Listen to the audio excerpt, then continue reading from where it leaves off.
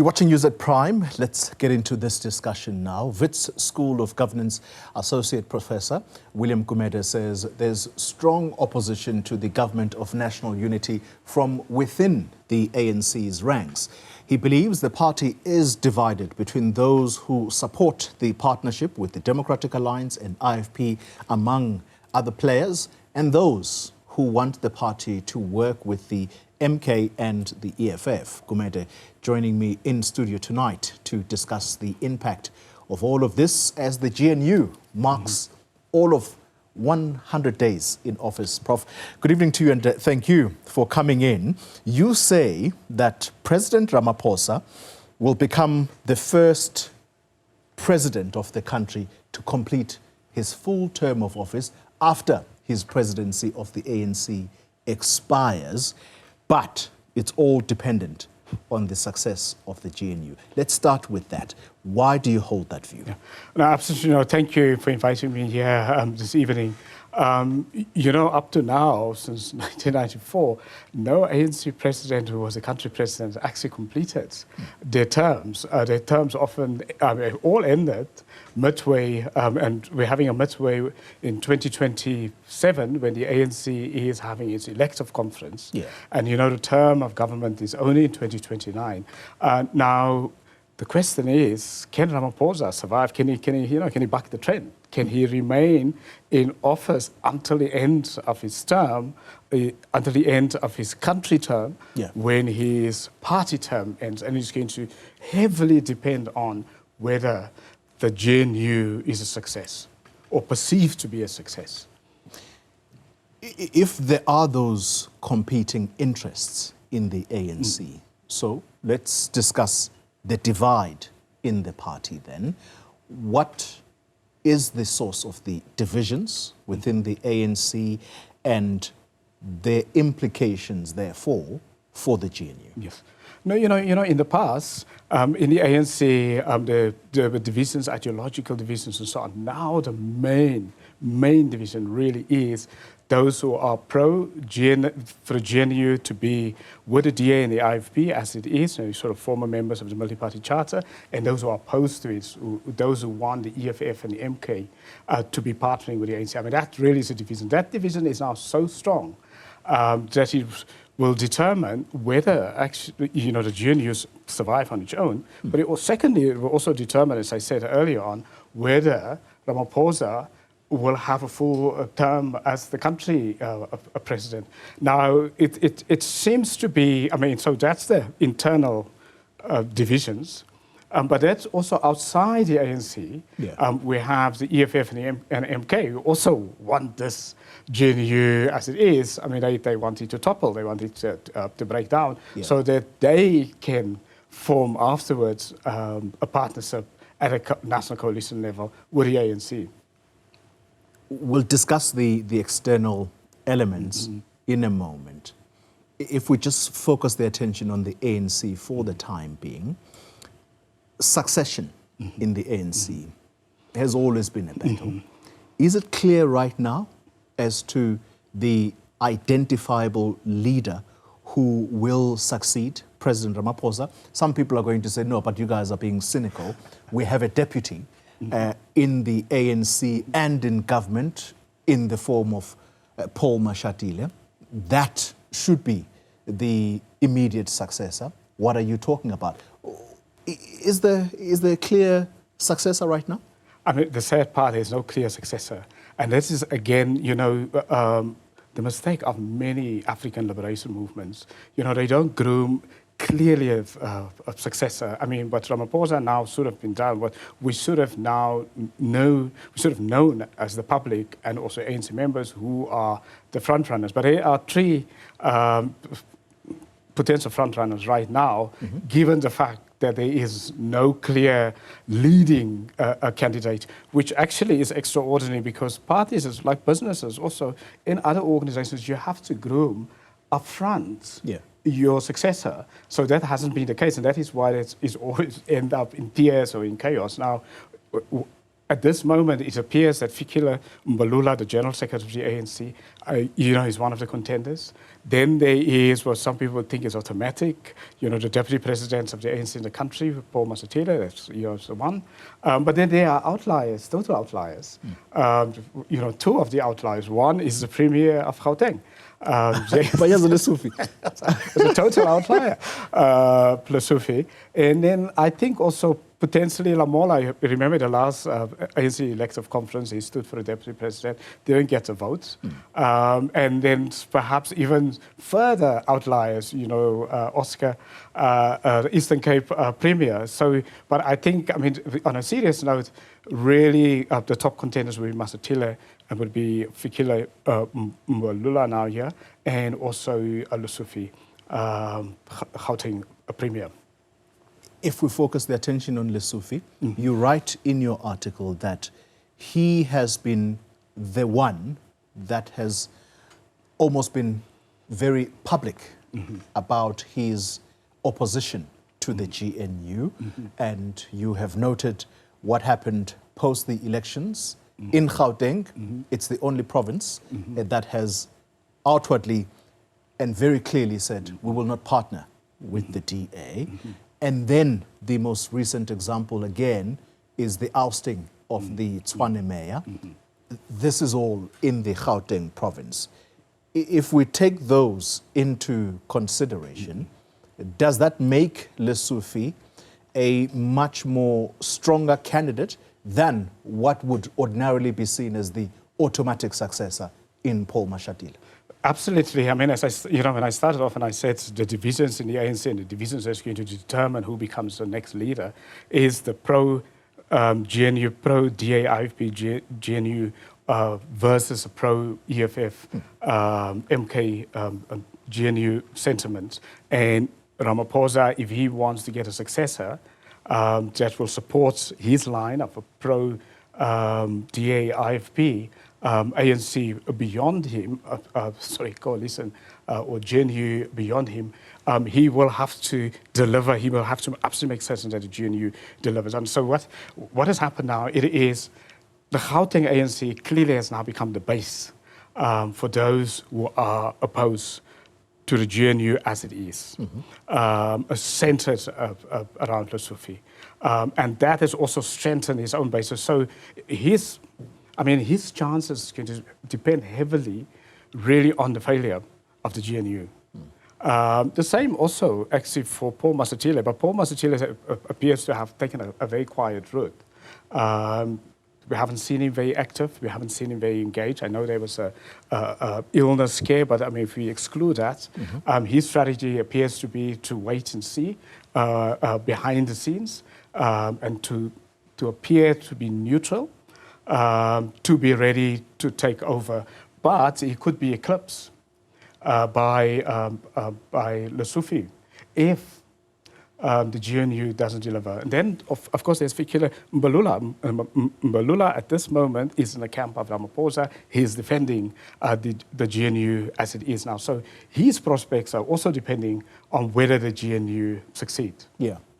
This can be very complicated, Professor, for a viewer who has never really paid attention to ANC succession battles, because for a leader to become sellable to the other structures of the ANC, I'm talking provincially now, who among these leaders that you have mentioned, Fikile Mbalula, Paul Mashatile, Panyaza Lesufi, well, including Lamula, who would have national appeal? By that I mean the support of other provinces, because having a base is one thing, but you have to then broaden that appeal to other structures so that you are the one that is in pole position, so to speak.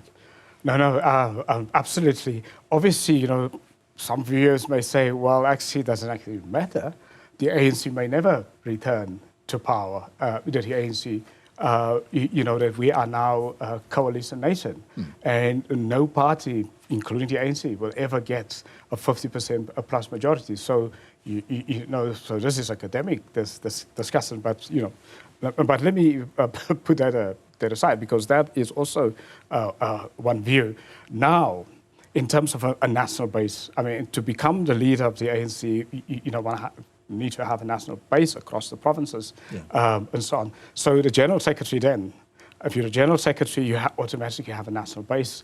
You're in control of the party machinery, and you've seen with Mbalula that he has really taken control, and he's basically taking control of the structures of the party, particularly in the context of you have a president like Ramaphosa, who's sort of, you know, he's on the sidelines of the party machinery. He's much more focused on the state machinery. So that opens a vacuum for the General Secretary and I think, and so on. But Mbalula's success will depend on whether the government of national unity works. Even if it's, let's say he's got a national support, but if the GNU fails and is associated with the GNU, it's not going to work. Now, what does it mean from so the second person is the deputy president. So if you're the deputy president, clearly, of the ANC in the country, you have national appeal. Yeah.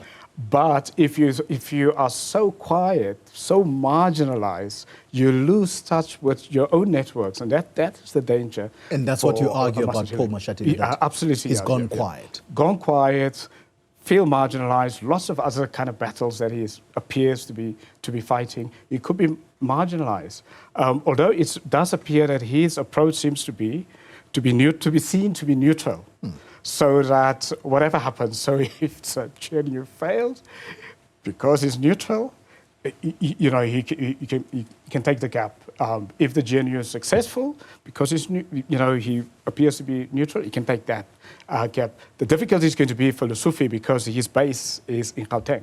Yeah. He doesn't have a national base. And that's going to be his problem. And that, from his strategy point of view, would be the NGC will have, the GNU will have to fail terribly for him to extend his own base nationally. Let's then move to those outside forces that sit outside of the ANC. We all remember this statement. Now I'm going to be confusing people a little bit when I say they sit outside the ANC. So essentially you have the EFF and the MK party.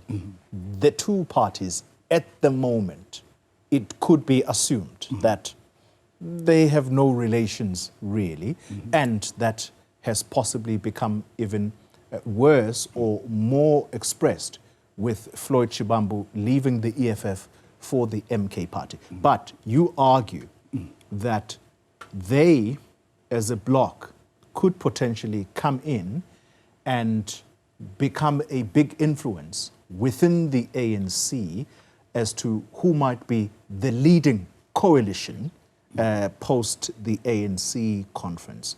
How powerful, therefore, will the forces within the so-called ANC-led alliance, we can't forget Xoli Mngambi saying, it would be better to be irritated by an EFF rather than the counter-revolutionaries that are the Democratic Alliance. So how powerful would those forces be within the ANC alliance and indeed EFF and MK party? You know, so those groups outside of the ANC, but who were in the past linked to the ANC, you know, let's call it, you know, so those are the breakaways from the ANC, MK, EFF, and so on, you know, that group, they oppose the DA-IFP.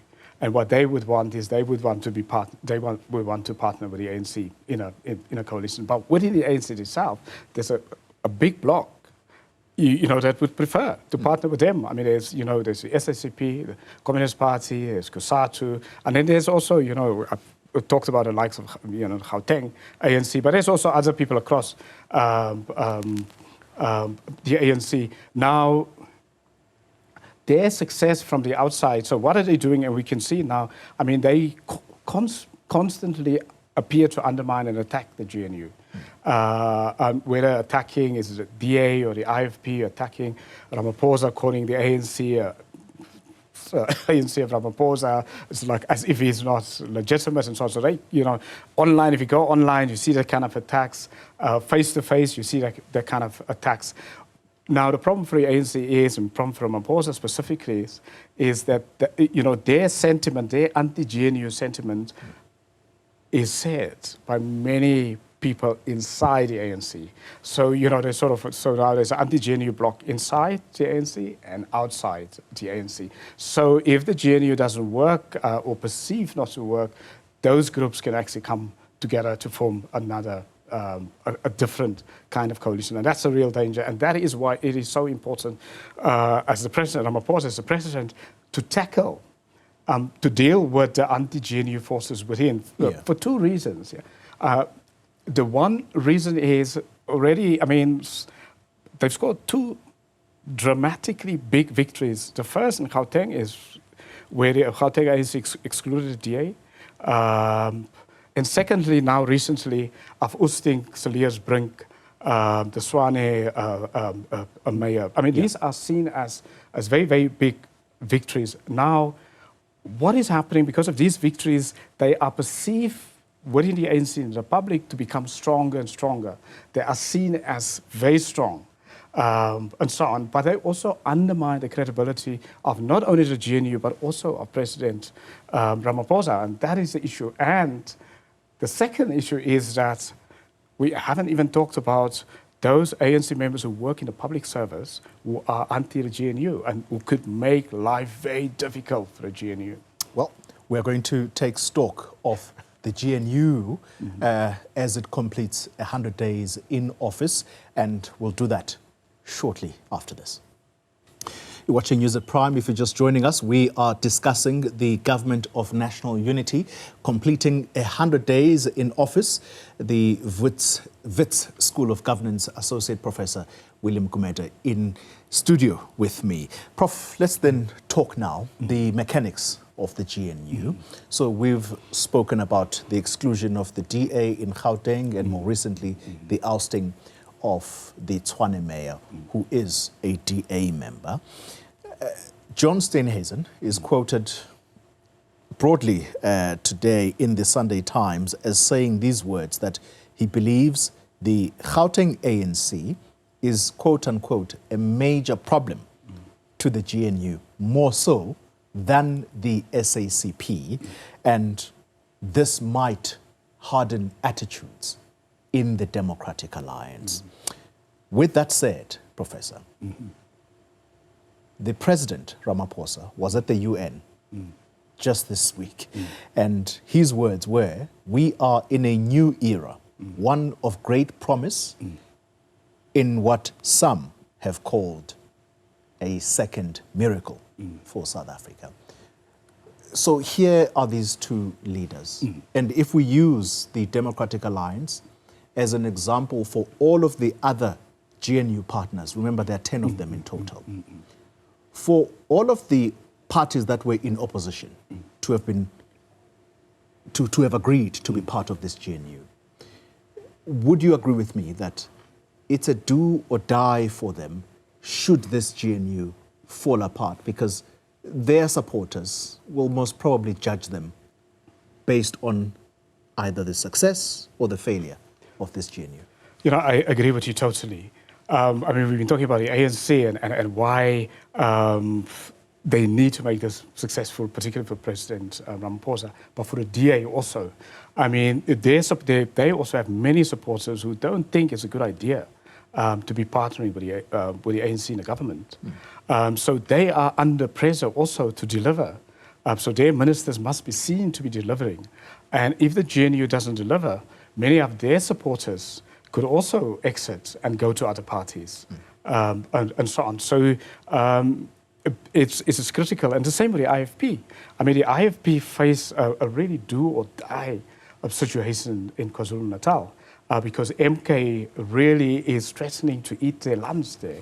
And they absolutely have to perform. I mean, the margins for them even much more fewer than it would be for the DA. So it's almost, you know, you've got a group that are in there, and it is in all of their interests, individual interests, for the GNU to deliver. Is that why you have seen, for example, the ministers of the Democratic Alliance within this GNU holding either press conferences or doing exactly what you and I are doing, going to broadcasters to basically drive home what their programs of action are in government. You can say the same with the likes of Gayton McKenzie, making a lot of noise about the work that he's doing in government. Is that a deliberate plan in order to say to the people of South Africa, look at me, I'm delivering? Absolutely. I mean, it has to be deliberate because you think, here now, with the parties in this coalition, now when you're in this cabinet, firstly, there are two challenges in the cabinet. You have to work together, but you also have to show your constituency you're different and that you're performing. And by showing you're different and performing is a good thing, but they could also create tensions with your partners who are not performing, particularly ANC partners who've been there. So it is absolutely critical. So, and it's even more critical, to start off where we started off today, there's an ANC conference, elective conference is coming in 2027, and which that outcome of their conference may collapse the GNU. If the wrong person takes over from Ramaphosa, it may collapse the current GNU and so on. So which means that the partners in the GNU, the non-ANC partners, have a shorter time to deliver. Yeah. They don't have a 5-year time to deliver. They have to deliver between now and before the ANC conference, if just in case the GNU collapses at that point, so that they can show. And at that point, they will have to show that, look, we have delivered under our circumstances, and it's all the fault of the ANC. The policy disagreements. There's the NHI. There's even a cabinet committee that's now been established to iron out these issues. Then you have the Bella Act that has been signed into law with the proviso that the 2 chapters, 4 and 5, are going to be given 3 months in order to iron out the issues there. These disagreements at policy level, how problematic have they been? How disruptive are they? I think, again, we have to have the voter in mind because there are those who said the basic education minister not attending the signing ceremony, it irked some members of the public, and that may not have looked good for the Democratic Alliance. You must remember, they are a government of national unity, a coalition, a super coalition. Each party still have their own policies. So people often forget. It doesn't mean if you join a GNU now, suddenly one party's policy is going to become your policy. So I think the mistake really was from the ANC. Remember, one of the cardinal pillars of the GNU, the principles, is a principle of consensus decision-making, which is a big change in South Africa's politics. Because up to now we've had majority-based decision-making. So if you go down at a municipal level or any level up to now in South Africa's politics, the party with the biggest majority or the most numbers, if there's a dispute or if there's a difference in policy, that party's view carry. Now, this GNU is on consensus, which should have been what government should have done, or what President Ramaphosa should have done, is to say, look, these are the consensus policies. NHI we know, and Bella we know that those are really contentious because opposition parties, but also civil society and business also have different views, and unions and so on these things. To put that aside and say, look, those policies was controversial before the election. There's no way rationally that the parties like the DA or IFP that campaigned against these policies are now going to accept the policies. So what they needed to do was to say, let's take the consensus policies, put it aside, and let's negotiate around it and see how do we reach consensus and how does one amend it. Although Ramaphosa did go with a middle way with a Bella one to say, look, give us a couple of months, let's relook at some of the issues. And I think it may be the same with the NHI. Although he did try and move a step ahead with the NHI because I think it was signed before the elections. Absolutely. So those are contentious because both of these two may break the GNU. I mean, those are so fundamental. I cannot think of anything else more fundamental except, for example, our foreign policy in relation to Gaza, which may be a contentious, another of the big ones. Although that's an outside one. It's not a domestic, where NHI and Bella Bill are domestic issues, which really impact on parties heavily and so on. So that's going to be very, very, very important. So I think the culture of decision-making in the GNU will determine whether it is going to be effective. If, whether the ANC can make the transition from majority-based decision to consensus-based decision-making, because in consensus-based decision-making, even if you're the majority, if there's a difference, you open the negotiations and then until you agree. So you have to compromise your position. And at the same time, also, your partners must also compromise, and you get to a midpoint. Whereas in a majority decision-making, the ANC view on NHI will carry, or the ANC's views on Bella will carry, but not on a consensus. So these two policies actually will determine whether there is a change from majority-based decision-making to consensus decision-making. Wow, interesting indeed. Prof, I want to conclude this conversation with one of the points you made, but very subtly, even though I do think that it actually carries lots of weight. The anti-GNU sentiment, yes, within the ANC, but, as you pointed out, but those who are in the ANC but also are serving in government. Who are these people?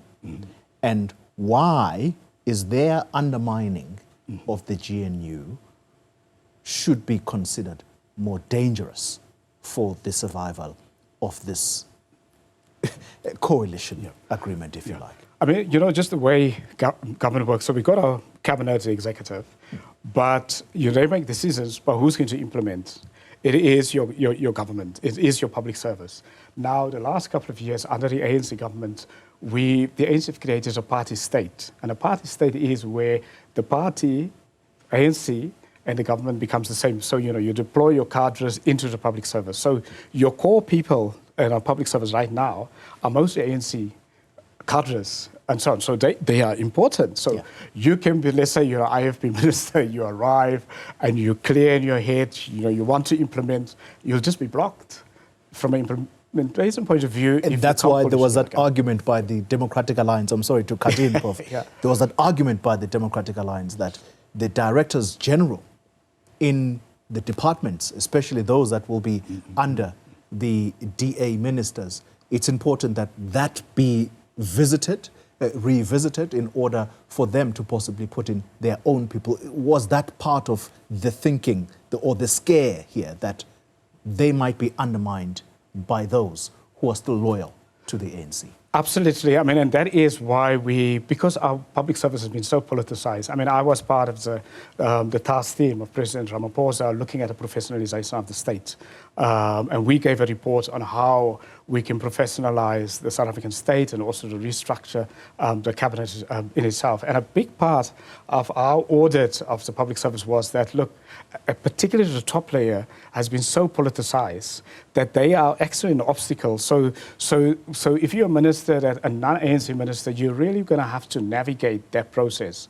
I mean, you've got two choices. Let's say you could fire people, which will cause potentially more chaos. So it's not so easy just to bring your own people. So you're going to have to negotiate and bring people on board that would be pro-ANC and anti-you. But in order to implement, they have to be on board. And so our public service is going to determine, it's also going to determine whether this GNU works. Interesting conversation indeed. Professor William Gumede, thank you very much for your time. He is the Associate Professor at the Wits School of Governance. A very interesting discussion indeed. All right, we are going to take a break. When we return, we'll bring you the rest of the top stories making headlines today.